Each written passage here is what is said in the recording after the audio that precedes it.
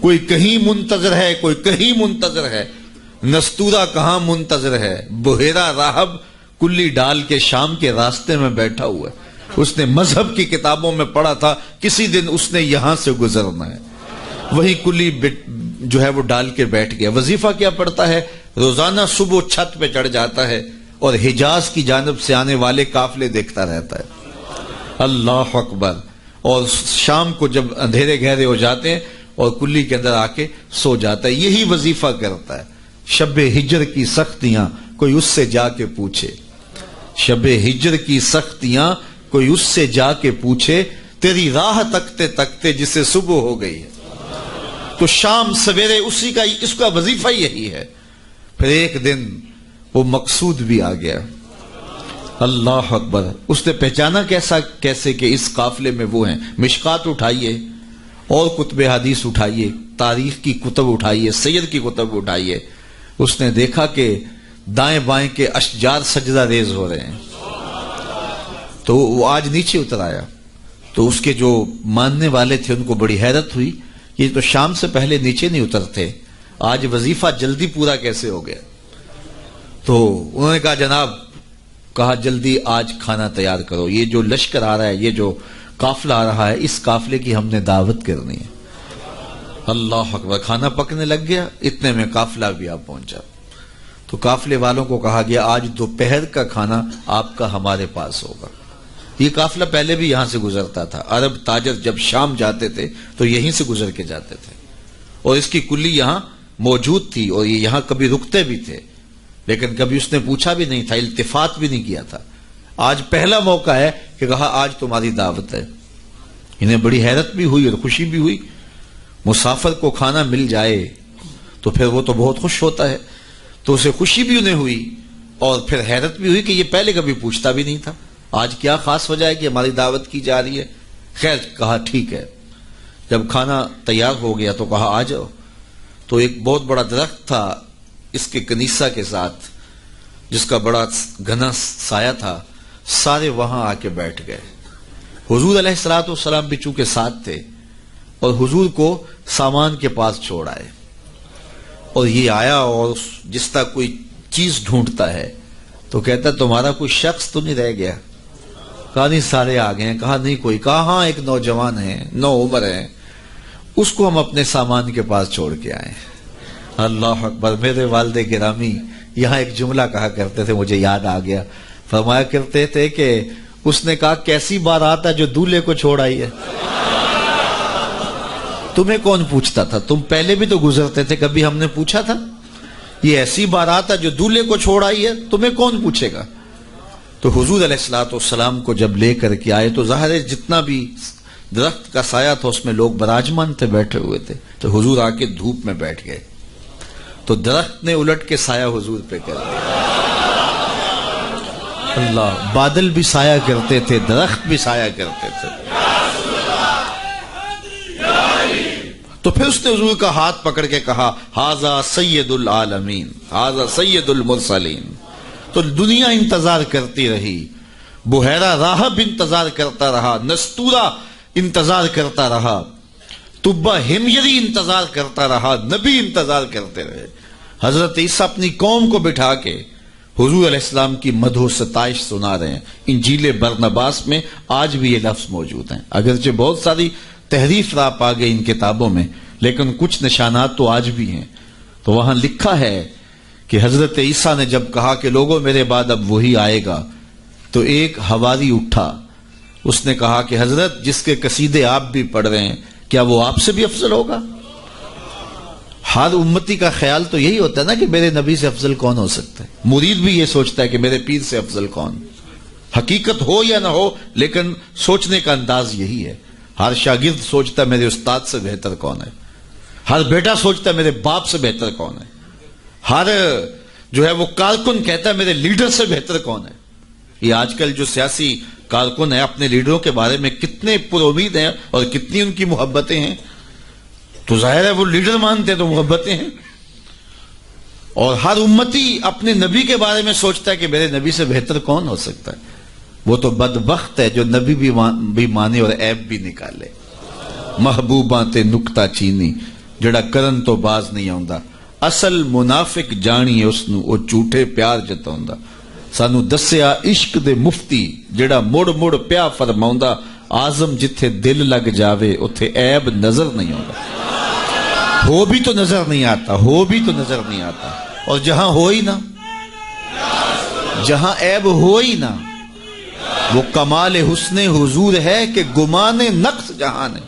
نقص تو بڑی دور کی بات ہے، اعلیٰ حضرت بولے یہاں نقص کا گمان ہی نہیں ہے۔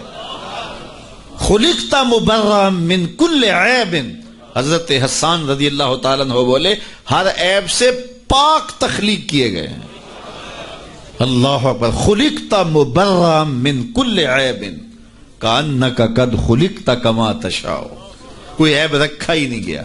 میں کہتا ہوں محبوب میں عیب ہو بھی تو دکھائی نہیں دیتا، اور جہاں ہو ہی نہ۔ رومی علیہ رحمہ، جن کو اقبال نے بھی اپنا مرشد مانا ہے، تمثیل کے انداز میں بات کرنے کا فن رکھتے ہیں، بات کرتے ہیں ایک سادہ سی مثال سے اور بہت بڑی حقیقت سمجھا دیتے ہیں، اور اللہ نے ان کو یہ ملکہ دیا۔ تو رومی علیہ رحمہ نے اس حقیقت کو ایک بہت بڑی مثال، سادی سی مثال سے سمجھا دیا۔ کہتے ہیں کسی نے، بادشاہ وقت نے لیلا کو دربار میں بلایا، اور چونکہ بڑا شہرہ تھا، یہ جو مجنو جو تھا یہ شہزادہ تھا باقاعدہ، لیکن ہوش و حواس باختہ ہو گئے، بس محبت کا ایسا جنون چڑھا کہ اصلی نام بھی جاتا رہا۔ تیری محفل میں آ کے بدنام ہوئے، نگاہ زمانہ میں بے نام ہوئے، تو نے وعدہ کیا بچھڑیں گے نہ ہم، تیرے ہی ہاتھوں سے نیلام ہوئے۔ تشخص مٹ گیا، پہچان مٹ گیا، نام ہی مٹ گیا۔ کہتے ہیں حضرت امام حسن اور حضرت امیر معاویہ کا جب وہ خلافت کا معاملہ تھا تو کسی نے اس سے پوچھا کہ ہاں بھئی تیری رائے کیا ہے، یہ اس دور میں ہوا ہے نا، تو کہا کہ ہاں تیری رائے کیا ہے؟ اس نے کہا دونوں ہی حقدار نہیں ہے، میری لیلا حقدار ہے۔ تو کہا انت مجنون، تو کہیں پاگل تو نہیں ہو گیا؟ تو اس سے اس کا نام مجنون پڑ گیا۔ تو مجنون نام پڑ گیا، نام تو کیس تھا اس کا، لیکن نام بھی مٹ گیا، تشخص بھی مٹ گیا، پہچان بھی مٹ گیا، شہزادہ ہو کے گلیوں میں رل گیا، نام بھی باقی نہ رہا۔ اللہ اکبر۔ تو خیر بڑی دہائی تھی، تو خلیفہ وقت نے دربار میں لیلا کو بلا لیا کہ تیرے حسن میں کون سا جادو ہے کہ تو نے ایک شہزادے کو حواس باختہ کر دیا، اس کو اپنی ہوش بھی نہیں رہی ہے، مجھے تو تیرے میں کوئی خوبی نظر نہیں آ رہی۔ گفت لیلا را خلیفہ کان تو ہی کس تو مجنو شد پریشان و غوی، از دیگر خوباں تو افزون ایستی، باقی عورتوں سے تو کوئی انوکھی تو ہے نہیں، تیرے سے زیادہ حسین تو میری لونڈیاں ہیں۔ گفت خامش کیوں تو مجنو نیستی، لیلا نے کہا بادشاہ چپ کر جا، تو کوئی مجنو تو نہیں، میں تمہیں خوبصورت نظر آؤں، تو کوئی مجنو ہے؟ دیدائے مجنو اگر بودے تو را، از دو عالم بے خطر بودے تو را، تیری آنکھ مجنو والی ہوتی پھر تو مجھے دیکھتا، تو ہوش دارو لیک مجنو بے خودست، در طریق عشق بیداری بدست، تو ہوش والا ہے اور مجنو ہوش کو چھٹی دے کے آیا، اور اس کوچے میں جو ہوش کی پونجی لے کر آئے اسے سودا نہیں ملتا۔ اللہ اکبر، یہاں ہوش گوا کے آنا پڑتا ہے، اس لیے تجھے میں کیسے خوبصورت دکھائی دوں؟ تو رومی سے نتیجہ نکالتے ہیں اگر لیلا کو دیکھنا ہو تو مجنو کی آنکھ چاہیے، اور اگر مصطفیٰ کو دیکھنا ہو تو ابو بکر کی آنکھ چاہیے، پھر جلوے انہی کے نظر آئیں گے۔ اور اقبال نے تو 2 قدم آگے جو ہے وہ بات کر دی۔ اقبال کہتا ہے مانائے حرفم کنی تحقیق اگر، بنگری با دیدائے صدیق اگر، قوت قلب و جگر گردد نبی، از خدا محبوب تر گردد نبی۔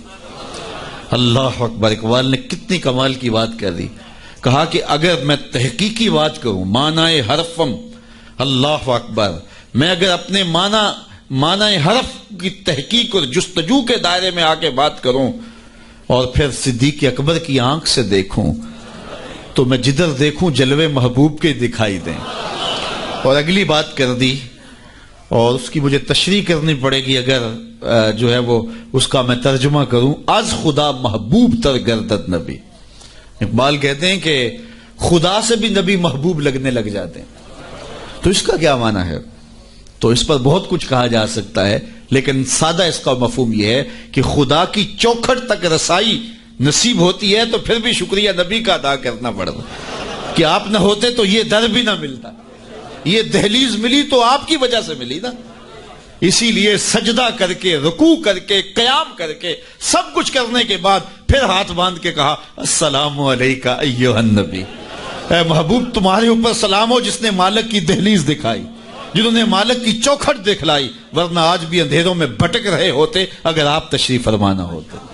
نہ خرد کی روشنی تھی، نہ نظر کی، نہ جنوں کی آگ ہی تھی، تیری راہبری سے پہلے یہ جہاں جہاں نہیں۔ تو زندگی کا حسن ملتا کیسے؟ ہمیں خدا تک آشنائی ملی ہے حضور کے صدقے سے۔ اللہ اکبر۔ فیض پہنچا اے رضا احمد پاک کا، اعلی حضرت بولے فیض پہنچا اے رضا احمد پاک کا، ورنہ ہم کیا جانتے خدا کون ہے۔ پہچان ہوتی، انسان کی نظر تو دیکھ کے مانتی ہے نا، دیکھ کے، چھو کے، پکڑ کے، سن کے، اور ایسی ذات کو مان لیا جو دیکھی بھی نہیں جا سکتی، جس کو سنا بھی نہیں گیا، جس کو چکھا بھی نہیں جا سکتا، جس کو چھوا بھی نہیں جا سکتا، اچھا جس کو سوچا بھی نہیں جا سکتا۔ تو دل میں تو آتا ہے، سمجھ میں نہیں آتا، میں جان گیا بس تیری پہچان یہی۔